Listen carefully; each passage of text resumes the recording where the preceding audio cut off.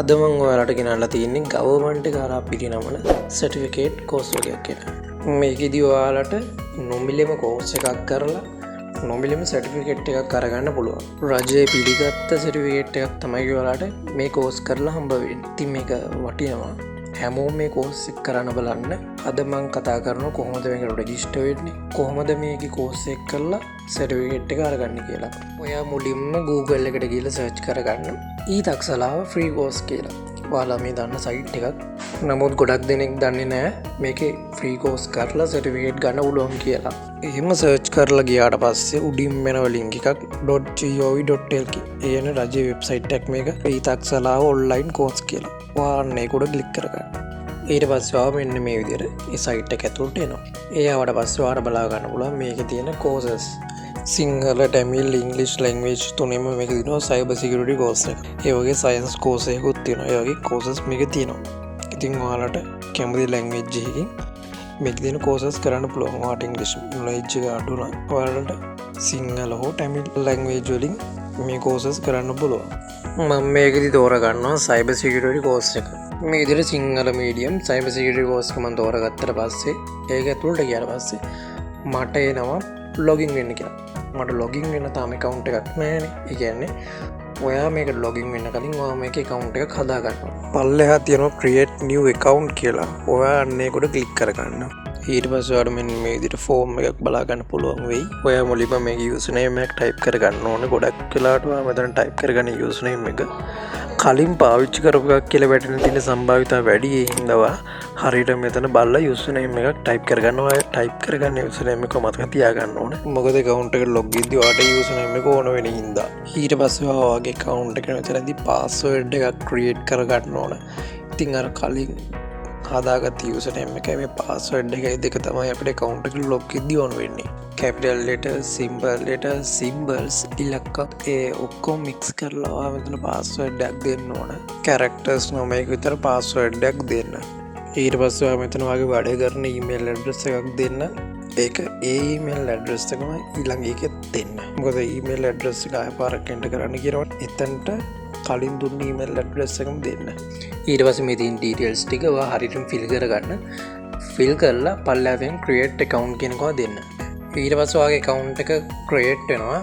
මම දැන් මෙතන account එකක් හදලා තියෙන ඉඳන් මම මෙතන account එකක් හදන්න යන්නේ නැහැ. මම මගේ හදලා තියෙන account එකටම log වෙනවා.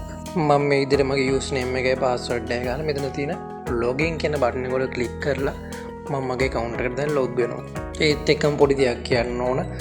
ඔයා Python ඉගෙන ගන්න කැමති කෙනෙක් නම් ඔයාලට අපේ channel එක හරහා නොමිලේම Python ඉගෙන ගන්න පුළුවන්. මුලින් ඉඳලම පල්ලෙහා තියෙනවා Python playlist එකේ link එක. ඔයාලට ඒකෙන් ගිහලා කලින් videos ඔක්කොම බලන්න පුළුවන්.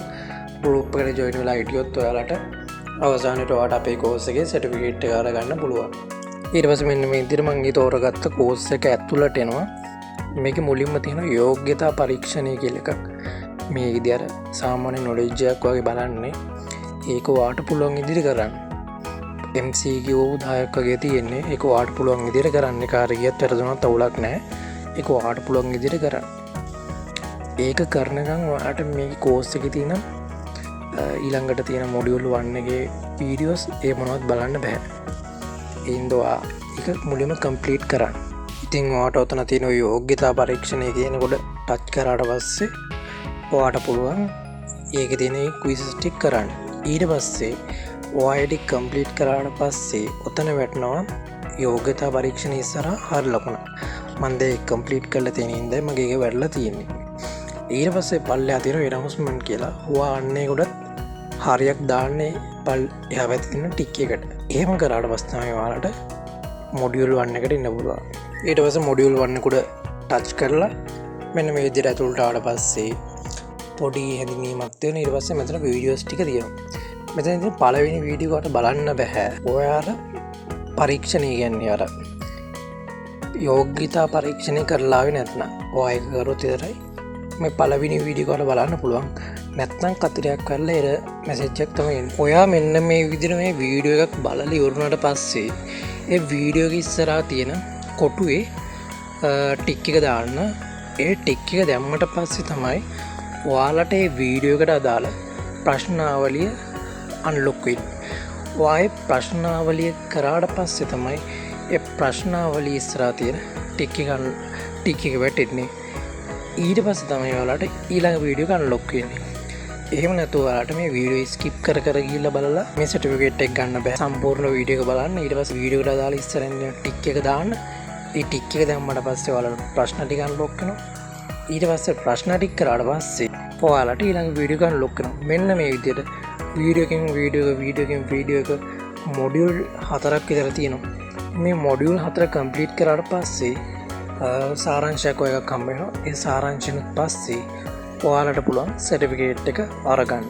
දැන් මගේ මේ වීඩියෝස් ඔක්කොම අන්ලොක් වෙලා තියෙන්නේ මම මේ කෝස් එක කම්ප්ලීට් කරලා ඉඳලා. නැත්නම් ඔයාගේ මේ වීඩියෝස් පේන්නේ නැහැ. ඔයාලා එක වීඩියෝ එකක් බලලා ප්‍රශ්න ටික කම්ප්ලීට් කරනකම් ඊළඟ වීඩියෝ එක ලොක්. ඔයා මේ විදිහට වීඩියෝස් ටික ඔක්කොම බලාගෙන ආවට පස්සේ අන්තිමට හම්බ වෙන සාරාංශය, ඒ සාරාංශයත් කම්ප්ලීට් කරලා ඊට පස්සේ දින ක්විස් එකත් කම්ප්ලීට් කරාට පස්සේ ඔයාලට සහතිකය කියලා තියෙනවා. අන්න ඒකට ගියාට පස්සේ ඔයාලට view certificate කියලා බලා ගන්න පුළුවන්. මෙන්න මේ විදිහට ඒ view certificate එක ක්ලික් කරලා ඔයාලට පුළුවන් ඔයාලගේ සහතිකය ඔයාලගේ PDF එකක් විදිහට ඔයාලගේ device එකට download කරගන්න. මම දැන් මගේ certificate එක download කරලා ඉන්න මම මෙතනදී ආයෙත් download කරන්න යන්නේ. ඔයාලට පුළුවන් මේ විදිහට course එක complete කරලා මෙන්න මේ certificate එක අරගන්න.